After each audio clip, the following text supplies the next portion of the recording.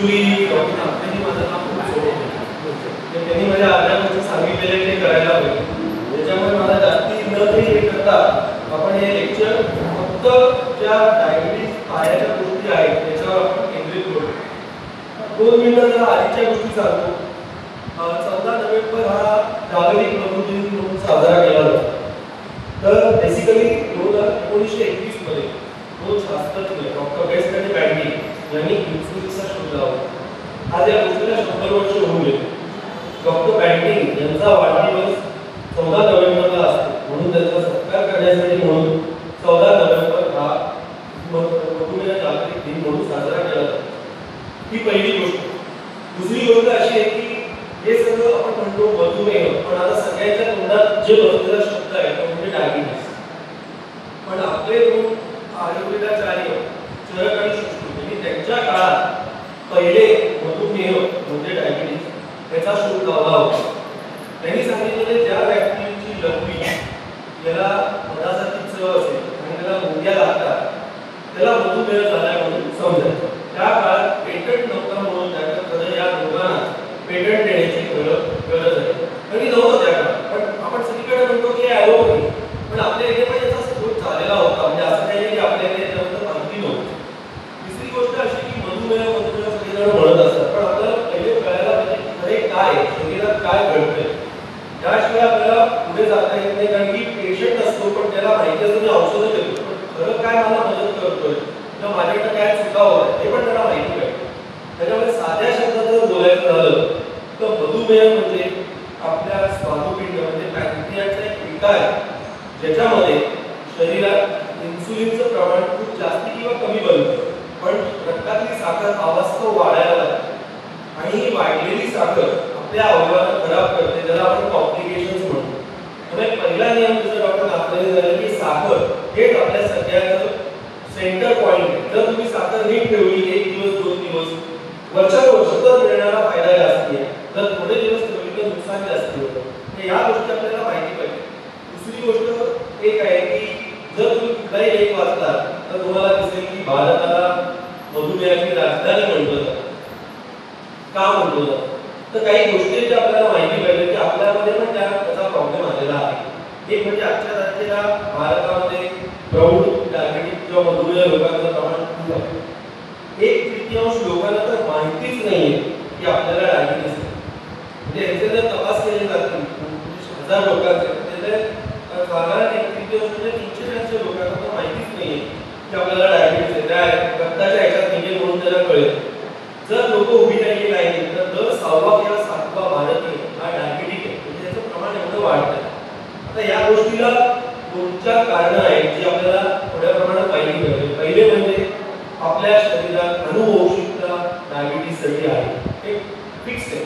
त्यामुळे आपल्या सगळ्यांना आपल्या आईवडिलांकडनं त्यांना त्यांच्या आईवडिलांकडनं जीन्स मिळाले की कधी ना कधीतरी डायबिटीस होतं. आता त्यामुळे माझ्या आईवडिलांना नव्हता. त्या काळातलं जीवन वेगळं होतं, आताचं जीवन वेगळं. दुसरी गोष्ट सुखसमृद्धी. आपला देश हा अंडर डेव्हलप होताना डेव्हलपिंग कंट्रीमध्ये आहे. ते खूप सुविधा आहे. जसं डॉक्टर नागपूरने सांगितलं पहिले पेट्रोल होता आणि आता लोक वापरतात ते स्मार्टफोन वापरतात. तसं सगळ्या क्षेत्रात हे झालं. त्याच्यामुळे आपल्याकडे समृद्धी खूप आलेली आहे, पैसा खूप आलेला आहे. तिसरी गोष्ट फिजिकल ऍक्टिव्हिटी म्हणजे शारीरिक कष्टांचं प्रमाण एकदम कमी झालं. त्यामुळे शेतकरी सुद्धा हल्ली सगळ्या गोष्टी करत नाही. तो ट्रॅक्टरवर करतो, नांगरत तर नाही जाते, सगळ्या गोष्टीला मशीन्स आहेत. त्याच्यामुळे या सगळ्या गोष्टी आणि खाण्याचं विविध प्रकारची खाणी वाढलेली आहे, जेणेकरून या सगळ्या गोष्टींचा जेव्हा हिशोब केला जातो तेव्हा तुम्हाला डायबिटीस होतो. जेव्हा याची बेरीज 100 होते लक्षात ठेवा. अनुवंशिकता राहणारच आहे. आपण आपल्या गोष्टी आपण काय बदलू शकतो तर खाणं, फिजिकल ऍक्टिव्हिटी, शारीरिक कष्ट, स्ट्रेस कमी घेणं, ह्या सगळ्या गोष्टी जर केल्या तर आपण आपल्याला डायबिटीस होण्यापासून आणि झाल्यावर तरी पण तो कंट्रोलमध्ये ठेवायला आपल्याला खूप मदत होऊ शकते. या गोष्टी झाल्या. पुढे जाऊया आपण की डायबिटीक न्यूरोपॅथी. आमचं आपलं लेक्चर आहे की मधुमेहाने पायाच्या काळजी कशी घ्यावी हा घ्यावा. आता जर तुम्ही बघितलं तर न्यूरोपॅथी म्हणजे काय, जेव्हा कुठल्याही व्यक्तीची नस दुखावली जाते तर त्याला न्यूरोपॅथी असं म्हणतात. जेव्हा ही नस शरीरात वाढलेल्या साखर साखरेमुळे दुखावली जाते त्याला आपण डायबिटिक न्यूरोपॅथी असं म्हणतो. सगळ्यांना माहिती आहे लोक डायबिटीसला का घाबरतात, तर डोक्यापासून पायापर्यंत सगळे अवयव डायबिटीसमध्ये खराब होतात. म्हणून आपण घाबरत असतो की बाबा माझी शुगर कंट्रोलला का राहायला पाहिजे, माझे अवयव खराब व्हायला नको. शरीरात होणारे दुष्परिणाम हे कशावर करतात, दीर्घकाळ डायबिटीस. जर HbA1c 7 च्या वर जात असेल तर तुमचा अवयव नाजूक असेल. आता प्रत्येकाने आपण नाजूक म्हणजे काय, तर आपल्या सगळ्यांच्या शरीरात अवयव, पण कुठला ना कुठला तरी अवयव असतो की जो थोड्या प्रमाणात नाजूक असतो म्हणण्यापेक्षा त्याच्यावरचं प्रोटीन लवकर निघून जातं किंवा त्याच्यावर साखरेचा हल्ला पटकन होऊ शकतो, त्याला आपण नाजूक अवयव म्हणतो. तर ते असतं धूम्रपान मद्यपान करणाऱ्या लोकांना त्याचा जो शरीरावर होणारा वाईट परिणाम आहे डायबिटीसला घेऊन त्यामध्ये जास्ती प्रमाणात त्रास होऊ शकतो. जेव्हा वय वाढतं म्हणजे पेशंटचं वय वाढतं त्यामुळे डायबिटीसचं पण वय वाढतं. म्हणजे जर पेशंटला 50व्या वर्षी डायबिटीस झाला तर 70 वय आणि 20 वर्षाचा डायबिटीस हे त्याचं पण डायबिटीसचं पण वय वाढलं तर ती जी काही साखर आहे ती शरीरात कुठे ना कुठेतरी मोरवण्यासारखं काम करत असते आणि ती कुठला ना कुठेतरी अवयव थोडासा तुटवायला लागतो, तेव्हा कॉम्प्लिकेशन होण्याचं प्रमाण वाढतं. बीपी ब्लड प्रेशर जेव्हा 130-80 च्या वर जायला लागतं तेव्हा अवयवांना त्रास होऊ शकतो आणि कोलेस्ट्रॉलचं प्रमाण जेव्हा अवास्तव वाढतं तेव्हा लोकांना डायबिटीसचे दुष्परिणाम होण्याची शक्यता वाढते. मी एक दोन हे बनवलेले आहेत. जर तुम्ही त्या साईडला बघितलं तर मी नस दाखवली. नस म्हणजे काय असतं तर ही वायर असते. या वायरला कोटिंग आहे, त्याच्यामुळे आधी जी आपली वायर आहे त्याला कॉपर वायर म्हणतो ती खराब होत नाही. तसंच आपल्या नसांना सुद्धा कोटिंग आहे तिथे दाखवलं आणि जेव्हा साखरेचा हल्ला होतो तेव्हा ती नस दुखावली जाते आणि दोन ह्याच्यामध्ये छेद होतो. हे जर इथे बघितलं तर लोखंडाला जेव्हा गंज लागतो तेव्हा आपण म्हणतो की ते गंजलंय. तसंच अवयव गंजायला लागतो किंवा नसा जेव्हा तुमच्या गंजतात तेव्हा न्यूरोपॅथी झालंय असं म्हणतो. आता जर बघितलं तर 10-30 सेकंदात जगामध्ये कुठला ना कुठला तरी डायबिटिक पेशंटचा पाय कापला, एवढी गंभीर परिस्थिती आहे. पण आपल्या लोकांना ते माहिती नसतं त्यामुळे मोठे प्रॉब्लेम होतात. अज्ञानात जे म्हणतो ते असतात. त्याच्यापैकी 5 जणांपैकी 4 लोकांचे पाय त्यांचे कापले गेले ते आपण वाचवू शकतो. म्हणजे एवढं हे आहे की डायरेक्टली 100% आपण 20% याचं प्रमाण आणू शकतो जर काही काळजी आपण घेतली तर. डायबिटिक न्यूरोपॅथी म्हणजे काय, जसं मी सांगितलं की शरीरात साखरेचं प्रमाण वाढतं, त्या नसा गंजायला लागतात, तर या गंजलेल्या नसांवर काम करण्याची क्षमता कमी होते आणि तेव्हा त्यांना आपण न्यूरोपॅथी असं म्हणतो.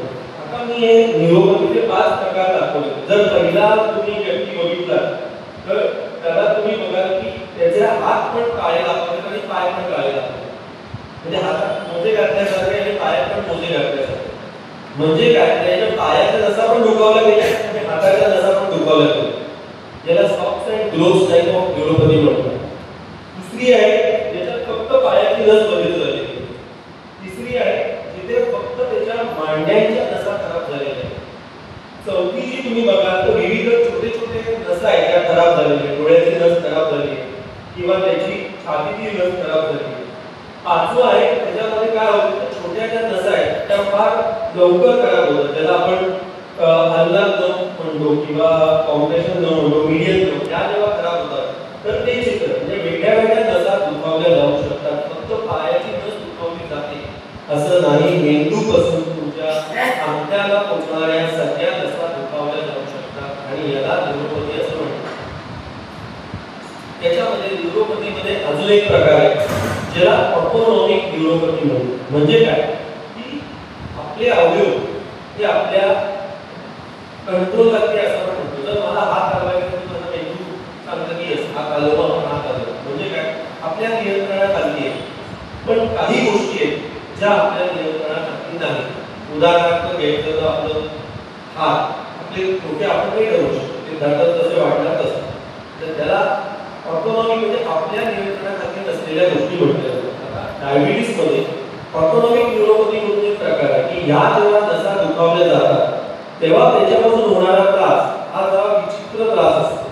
आपण ते बघतो. पहिला त्रास म्हणजे कपाळ का, इकडची जी नस असते ती ती जेव्हा दुखवली जाते ऑटोनॉमिक न्यूरोपॅथीमुळे त्याला जस्टेटरी डायबिटीज असं म्हणतात. म्हणजे ही व्यक्ती जेव्हा जेवायला लागते तेव्हा कामाच्या दाराला लागते, तो जेवू शकत नाही. त्याच्यामध्ये त्याला तो जेव्हा जेवायला लागतो तेव्हा घामाच्या दाराला कपाळावर एवढा घाम येतो आणि तो जेवण थांबवलं म्हणजे 2 तास करायला थांबला आणि पुसलं की तो घाम निघून जातो. परत जेवायला लागला की त्याला घाम येतो. त्याला हा कपाळाचा ऑटोनॉमिक न्यूरोपॅथी. हृदयावर डायबिटीसचा काय परिणाम होतो? शुगरचा तर होतोच, पण ऑटोनॉमिक न्यूरोपॅथी म्हणजे काय? तर डायबिटिक लोकांच्या ठोक्यांचं प्रमाण थोडं जास्त असतं, पहिली गोष्ट. दुसरी गोष्ट, डायबिटीस लोकांना एक सायलेंट एम्ब्राय म्हणून प्रकार होतो. म्हणजे काय? तर जर तुम्ही कुठल्याही हार्ट अटॅक आलेल्या व्यक्तीला विचारलं तुम्हाला त्याची काय करायचं, तर तो काय सांगतो? काही नाही, घरी बसलेलो, मला छाती दुखायला लागलं किंवा डावा हात दुखायला लागला, खूप घाम. हे साधारण सांगायच्या गोष्टी किंवा पोटात दुखायला लागले. पण डायबिटिक लोकांमध्ये त्यांच्या नसा दुखावल्या गेल्यामुळे त्यांना या कुठल्याही सिम्पटम्स होत नाही आणि लक्षणं दिसत नाही. त्याच्यामुळे तो हार्ट अटॅक कधी आला आणि कधी गेला हे कोणालाही कळत नाही. त्यामुळे काय होतं तर ह्या लोकांना जी त्वरित मिळणारी ट्रीटमेंट ती मिळत नाही आणि त्यांचं हार्ट लवकर वीक व्हायला लागतं. त्यांचे स्नायू हार्टचे मरतात आणि काम करण्याची क्षमता कमी होते. त्याला आम्ही सायलेंट हार्ट अटॅक म्हणतो. पण या लोकांचा कधीतरी ECG काढला जातो 2-4 वर्षानंतर त्या कार्यालयाने म्हणतो तुम्हाला हार्ट अटॅक येऊन गेला म्हणजे डॉक्टर मी कधी ऍडमिट झालेलो नाही म्हणजे असं नाही म्हणतो. पण ECG सांगतो की या व्यक्तीला हार्ट अटॅक येऊन गेला पण फक्त तो निदर्शनात आलेला नाहीये म्हणजे नसा दुखावल्या गेलेला आहे. तिसरी गोष्ट आतडे. आतड्यांवर जेव्हा डायबिटीसचा परिणाम होतो तर काय होतं की पेशंटला सतत उलटीचे भास होतात किंवा 2 तास झाले तरी पोट भरणं किंवा दिवसातून 5 ते 6 वेळा मोशनला आवडतं. पेशंट डॉक्टर काही नाही साधं जेवून पण मला मोशनला जावं लागतं किंवा 4-4 दिवस माझं पोट साफच होतं, कॉन्स्टिपेशन आणि काही दिवस लूज मोशन हे असं त्याला डायबिटिक डायरिया म्हणतात. आणि याला काही अनफॉर्च्युनेटली औषध नाही आपल्याकडे, फक्त शुगर कंट्रोल ठेवणे आणि नसांना बळकट करणे जे आपण करू शकत नाही. शुगर कंट्रोल केल्यामुळे जेवढा नसा तुमच्या बळकट होतील त्याच्यावर आपण अवलंबून. आणि पायामध्ये काय होतं तर आपण आपल्या पायामध्ये काही नसा आहे की ज्या आपल्या पायावर काम वगैरे आणतात किंवा तिकडची एरिया आपली ड्राय होऊ नये त्या जेव्हा नसा दुखावल्या जातात तेव्हा आपले पाय एकदम ड्राय किंवा वृक्ष व्हायला आणि मग त्याला भेगा पडायला लागतात. हे सगळं होण्याचं कारण असतं की तिकडच्या नसांमधून ज्या प्रमाणात घाम यायला पाहिजे आणि पाण्याचा अंश मेंटेन राहायला पाहिजे तो होत नाही. त्याच्यामुळे झालेला हा प्रॉब्लेम. आता डायबिटिक न्यूरोपॅथी डॉक्टर दामोदरने सांगितलं एकच कारण नाही तर डायबिटिक न्यूरोपॅथी तर पुढे काय होतं हे तो प्रकार होतात. तर डायबिटिक पेशंटला जेव्हा न्यूरोपॅथी होते तेव्हा त्याला 3 प्रकारची न्यूरोपॅथी होऊ शकते. पहिली गोष्ट पेरिफेरल न्यूरोपॅथी म्हणजे काय तर साईडच्या आपल्या भागात मेंदूपासून लांब करणाऱ्या सगळ्या नसांची न्यूरोपॅथी म्हणजे पेरिफेरल न्यूरोपॅथी. ऑटोनॉमिक न्यूरोपॅथी म्हणजे मी सांगितलं की ज्या नसा आपल्या कंट्रोल खाली नाहीये त्या जेव्हा दुखावल्या जातात त्या. आणि तिसरं पेरिफेरल व्हॅस्क्युलर डिसीज म्हणजे तुमची नस दुखावली गेली पण होणारा रक्तपुरवठा चांगला आहे तर गँग्रीन होण्याचे चान्सेस कमी.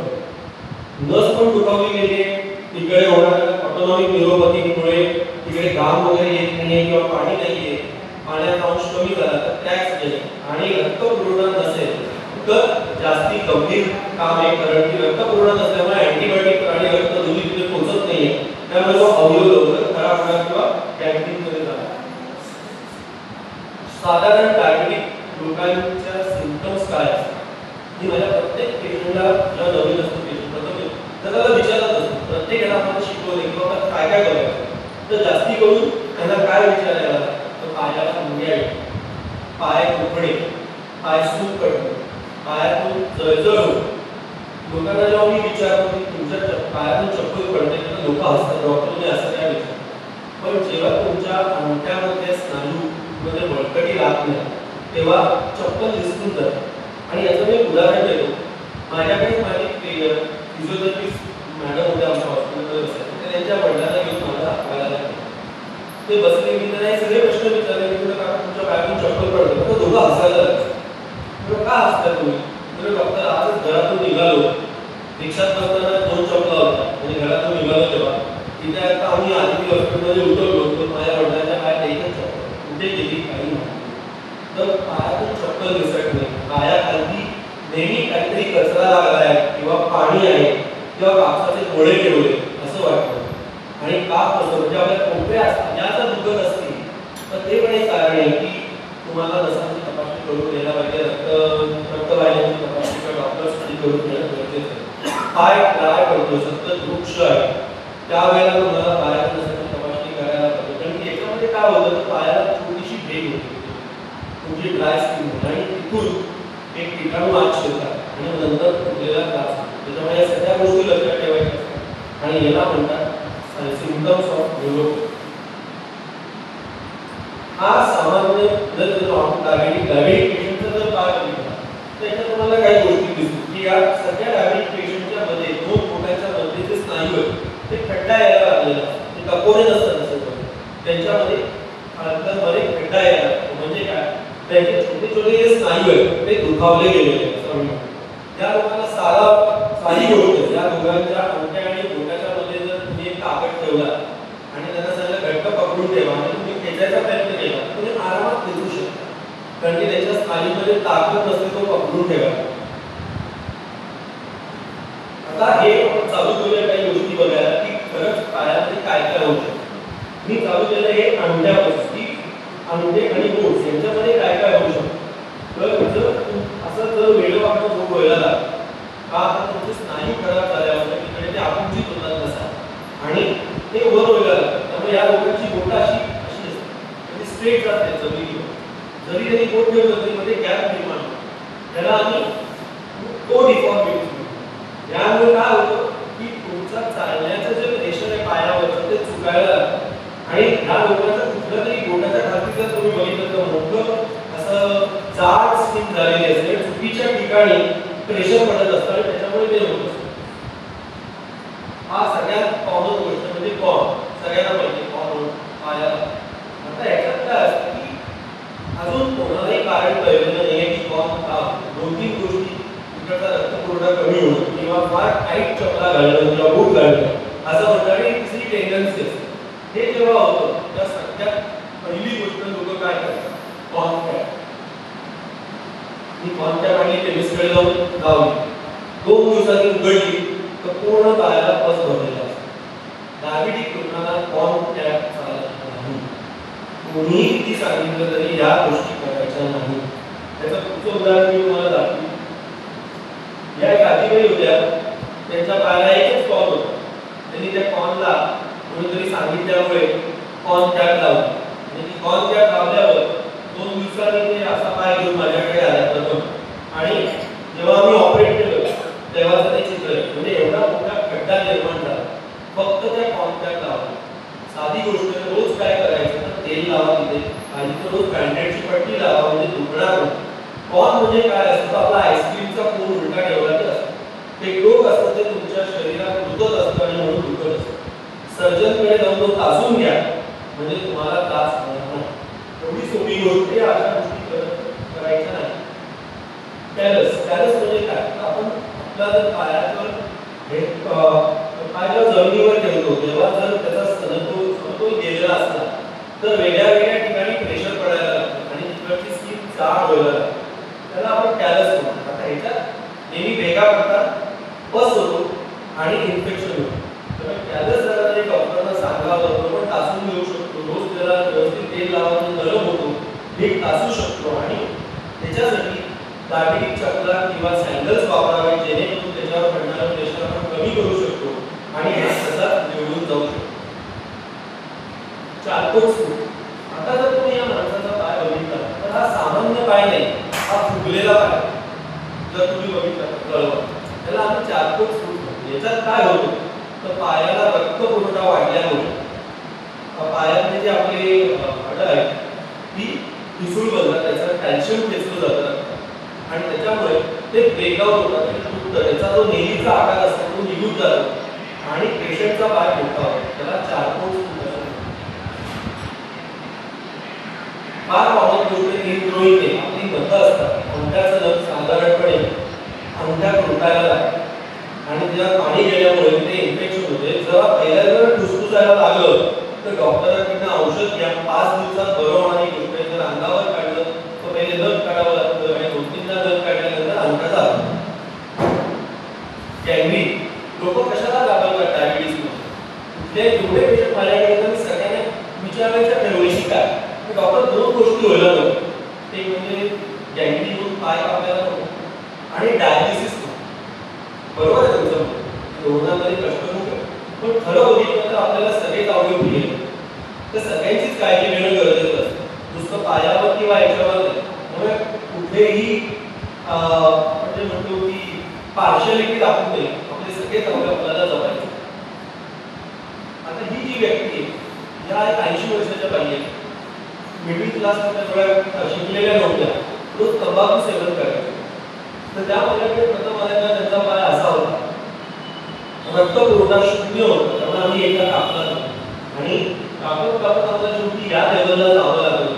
तेव्हा कुठे आम्ही त्यांचा पाय वाचू शकतो. पण शरीरामध्ये आणि कोलेस्ट्रॉलचं प्रमाण ब्लॉकेजेस तंबाखू आणि डायबिटीजमुळे एवढं होतं की त्यांना 3 दिवसात हार्ट अटॅक आला. म्हणजे या सगळ्या गोष्टी इंटर रिलेटेड असतात.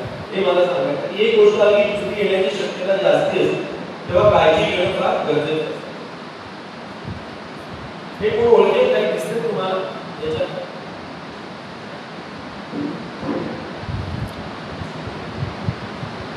तुम्ही ह्या गोष्टीबद्दल जगण्याबद्दल नाही बोलत, तुम्ही ह्या गोष्टीबद्दल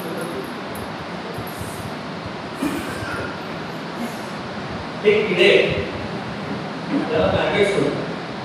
म्हणजे असा पेशंट साधारण वर्षातून एकदा किंवा दोनदा प्रत्येक डायबिटीजमध्ये ते एवढं त्याला त्या जखमेला वास असतो की हा जो हॉल आहे त्याच्यात आपण बसू शकणार नाही. त्या पेशंटला इथे घेतो तर 5 मिनिटात आपण सगळे उठून एवढं दुर्गंध असतो त्याला.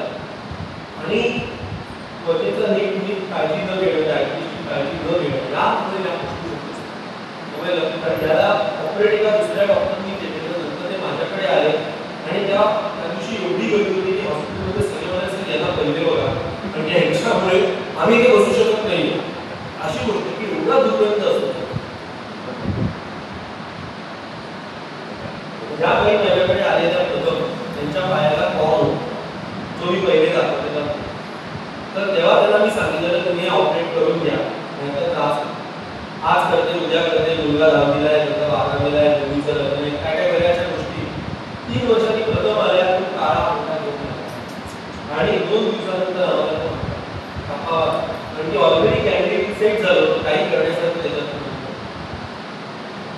त्याच्यात 2 फोटो दाखवतो. तो एक्सरे काही तुम्हाला वेगळं वाटतंय काय? राईट. ही या आजीबाई एक 70 वर्षाच्या पुण्यात राहतात. ही जखम घेऊन माझ्याकडे आल्या. माझ्या मित्रांच्या नातेवाईकांनी पाठवणारे जखम भरतच नाही. काहीतरी कर बाबा. आम्ही फक्त एक एक्सरे काढला. त्याला ही जखम 2 ते 2.5 वर्ष आहे. त्या जखमेची काळजी न घेतल्यामुळे खूप किटाणू आत शिरले आणि हा हे पूर्ण भाग वाहून टाकला. त्याला ऑस्टिओमायलायटिस असं म्हणतात. त्यामुळे डायबिटीस लोकांनी छोट्या छोट्या जखमांची जर काळजी घेतली तर एवढे गंभीर परिणाम त्याला सहन करावे लागतात. तर ह्या गोष्टी आहेत की आपण लक्षात ठेवायला हे मी दिलेल्या पायाची तपासणी कशी करावी डॉक्टर आपल्या याच्यात बोललेले या माणसाच्या पायाला तिथे 46 नंबर दाखवला की मशीन लावल्यावर त्याची संख्या आहे 46. म्हणजे फॅक्टरी 15 असायला पाहिजे तर नॉर्मल समजलं. 3 पट वाढली आहे म्हणजे पायामध्ये बदलता आलेली आहे. त्याचं आपण पुढे जाऊन विश्लेषण केलं की हे एरियामध्ये असं दिसतं आणि त्याचे गरम पाणी आणि गार पाण्याचे आम्ही मॅपिंग केलं. त्याच्यात काय दिसतं की साधारण यांच्या पायाला 8 ते 9 ठिकाणी गरम पाणी गार पाण्याची संवेदना नाही. हे तिसरं मशीन त्याला कोडिओ स्कॅन म्हणतात. ते चालायला सांगतो आम्ही पेशंटला आणि त्याच्यानंतर हे ठिपके जे दिसतात त्याच्यावर प्रेशर कुठे जास्त पडतं हे कळतं. जिथे पिवळा एरिया आहे आणि केशरी एरिया तिथे प्रेशर खूप आहे. त्याच्यासाठी त्याला वेगळ्या प्रकारचे बूट घालायला पाहिजे म्हणजे पायावरचं प्रेशर जाईल आणि तिथे पुढे जाऊन जखमा होणार नाही.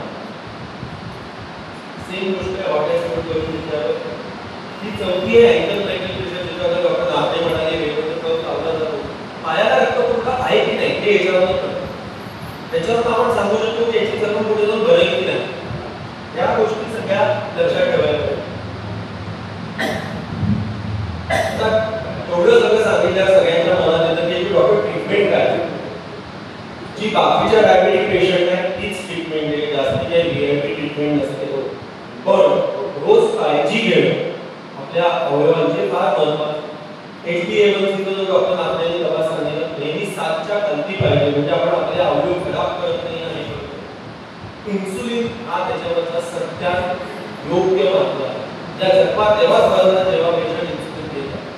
न्यूरोपॅथी तेव्हाच कमी होते जेव्हा आपण इन्सुलिन घेतो. लोक इन्सुलिन पासून लांब लावत असतात, पण ते त्यांचा आजार वाढवतात, कमी करत नाही. ज्या जखमा भरतात त्या इन्सुलिननीच भरतात, त्याच्याशिवाय जखमा भरू शकत नाही. त्याच्यामुळे शिवाय डॉक्टर सांगतात की आम्ही सांगतो की न्यूरोपॅथी झाली इन्सुलिन घ्या. 3 महिन्याचं इन्सुलिन घेतल्यावर तुमची बधिरता पायाची कमी होऊ शकते आणि तुम्हाला फायदा होऊ शकतो. तिसरी गोष्ट, रक्त फुटू नये म्हणून गोळ्या घ्यायच्या. आता काही माझे पेशंट डॉक्टर आम्ही का घ्यायचं ना, हार्ट अटॅकचा आला नाही तर आम्ही ब्लड प्रेशर का घ्यायचं, तर डायबिटीसमध्ये तुमची रक्त फुटण्याची क्रिया खूप जोरात असते, ती होऊ नये आणि तीव्रता राहू नये आणि पातळ रक्त राहावं म्हणून ती रिपीट होतो. कोलेस्ट्रॉलचा कंट्रोल खूप चांगला पाहिजे. पायाची काळजी मी बोलणार आहे आणि 2 गोष्टी, डायबिटीज फुटवेअर आणि पायाची काळजी. पण पायासाठी काय काय करायचं त्याच्यात थोडासा मी भेदभाव करतो. बऱ्याचशा स्त्रिया ऍटलीस्ट पार्लरमध्ये जाऊन पेडिक्युअर वगैरे करतात, पुरुष लोक ते पण करत असतात. त्याच्यावर पायाची काळजी सुरू होते. पाय धुण्याच्यावर आपण कोणीच नाही करत.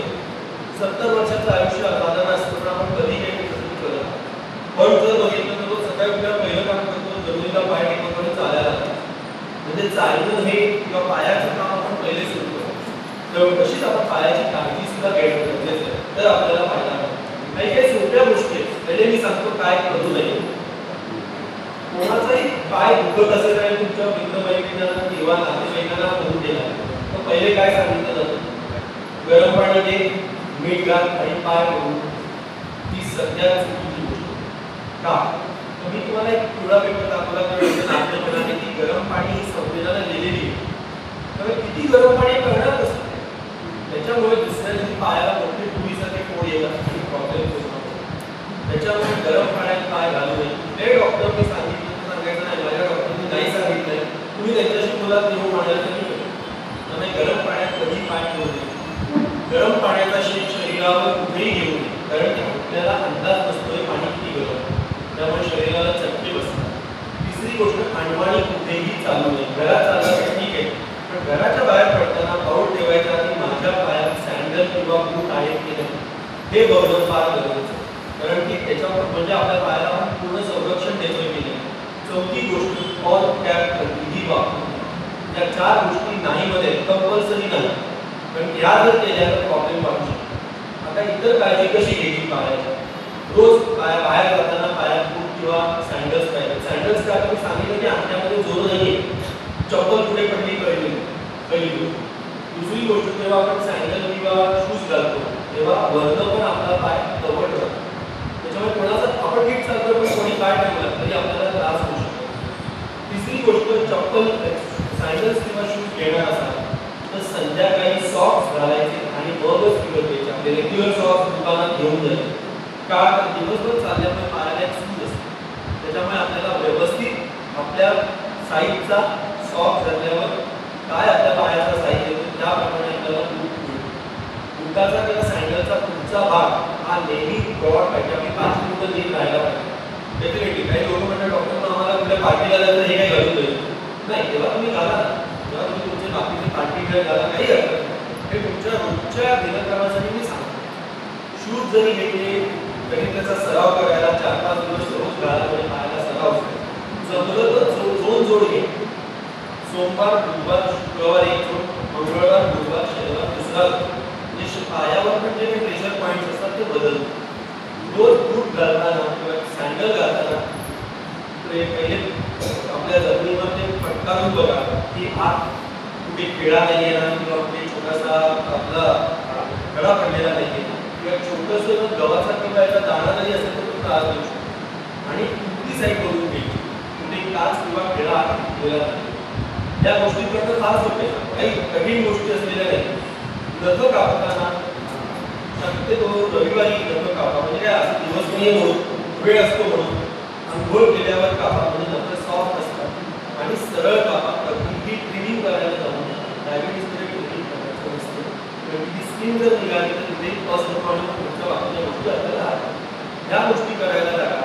रोज रात्री पायाला झोपताना तेल किंवा कुठलाही मॉइश्चरायझर क्रीम लावा, जेणेकरून सॉफ्टनेस पायाला राहा. शेवटची गोष्ट मी माझ्या पेशंटला सांगतो की गुड नाईट टिप्स म्हणजे काय, दोन गोष्टी करायच्या रात्री झोपताना. एक म्हणजे तुम्ही वॉशरूमला वगैरे जाऊन आला, दूध प्यायचं किंवा फळ खायचं, म्हणजे रात्री झोपेत दोन शुगर होत आणि आपला तळवा तपासा. तळव्यावर काय होणार तुम्ही, आपण हात फिरवला की सगळं कुठे सूज झाली, गरम लागतोय, कुठे दुखतोय, कुठून पाणी किंवा रक्त येतंय, कुठे काळा निळा. जर पेशंट हे रोज करत असेल तर त्याला कळतं की जखम किती दिवसाची. आता मी तुम्हाला एक गोष्ट सांगतो, माझ्या पेशंट साऊथ इंडियन पेशंट माझ्याकडे आहे, तरी माझ्या पायाला जखम होतं. कारण तुम्हाला कसं कळलं की पायाला जखम, तर मला काय मी काल संध्याकाळी आलोय, मी साऊथला गेलो आणि बऱ्याच मंदिरात फिरून आलो. काल संध्याकाळी मी घरी बसलेलो, पाय कळवट ठेवून. माझा जावई आला, डबाच्या बोलल्यामुळे बाबा पायाला जखम आहे. मी वरनं बघतो तो खाल्लं बघतो, मला वरनं काहीच दिसत नाही. मला मोठे 1 रुपयाच्या पाणीच्या एवढं जखम, मी काय उलटा करून तेव्हा मला कळलं की पायाला जखम. आता माझा जरा पुढचा प्रश्न होता मी किती दिवस असेल तिला डॉक्टर की जखम घेऊन मी साऊथला गेलो का जखम घेऊन मी मुंबईत आलो, हे आता मला माहिती नाही. पण जखम आहे एवढं कळलं. म्हणजे काय, जर पहिल्या दिवशी कळलं असेल तर छोटीशी दाण्यावडी असते, ज्याला अँटीबायोटिक वगैरे घेतलं असेल तर ती मोठी असते, पण त्या ह्याच्यात त्यांचा पूर्ण अंगठा घेतो. म्हणजे अशा गोष्टी असतात की रोज आपला पाय जर आपण तपासला तर या गोष्टी आपण करू शकतो. आणि एकदम सोपी गोष्ट आहे, झोपताना रोज रात्री पायाला तेल लावा, म्हणजे मांसूकपणा राहतो, सायनेस निघून जातो, फायदा होतो. पायाचे काही व्यायाम असतात ते शिका, म्हणजे जेणेकरून पायाला रक्तपुरवठा वाढू शकतो, स्नायू तुमचे बळकट होऊ शकतो. डायबेटिक फुटवेअर, हे डायबेटिक फुटवेअर लोक म्हणतात बाजारात पण मिळतं. आता याचं मटेरियलच वेगळं असतं, त्याला MCR मटेरियल जे वापरलं जातं, जेणेकरून त्याचं शॉक ॲब्सॉर्बिंग कपॅसिटी जास्त असते. म्हणजे खरं म्हणजे आपला फुटवेअर म्हणजे काय, पायात घालण्याचे गादी एक म्हणजे त्या खालचं प्रेशर जमीन ही एकदम आपण रफ करतो आणि आपण काय करतो, काय होतं तर आपल्या पायामध्ये आणि जमिनीमध्ये टोमॅटो असेल तर काय होतं, चिरटलं. सेम आपण जर टोमॅटो किंवा डायरेक्टली पाय ठेवला तर आपल्या नसा आणि स्नायू चिरटले जातात जमीन आणि आपल्या वजनाच्या.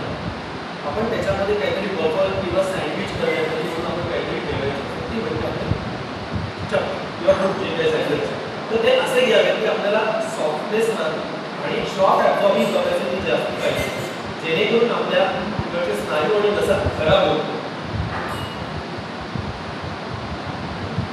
शूज कसे पाहिजे मी सांगितलं तर जर तुम्ही टाईट किंवा घेतले तर काय होऊ शकतं, तुमचा पुढचा भाग हा असा पाहिजे, म्हणजे तुमची पाची बोटं हलतायत की नाही हे बघणं फार गरजेचं. हे फार महत्त्वाचं की शुगर कंट्रोल आपले सगळे प्रॉब्लेम्स कमी होऊ शकतात. डॉक्टर काय इतके वर्ष प्रयत्न करतो काहीच असं नाही. जर आपण शुगर कंट्रोलमध्ये HbA1c डॉक्टर आपले म्हणाले त्यांनी जरी कमी केलं तरी शरीरात होणारे त्याचं वाईट परिणाम आपण कमी करू शकतो. 43% आपण पायाचं सर्जरी आपण कमी करू शकतो. मोठी गोष्ट ही व्यक्ती सगळ्यांना माहिती आहे, पण अतिशय हुशार माणूस होता आणि त्याच्या काळात पायाचा इन्शुरन्स करून ठेवला आणि फार मोठी व्हॅल्यू होती. तो मला माझं जीवन माझ्या पायांमध्ये आहे आणि तो तसाच नाचायचा वगैरे, मला मी माझ्या पायाचं इन्शुरन्स म्हणून करून ठेवलेलं की जर माझ्या पायाला काही जातं मला पैसे आणि फक्त पायाचा इन्शुरन्स करून ठेवला. याच्यात काय दिसतंय तुम्हाला कुठल्या गोष्टी,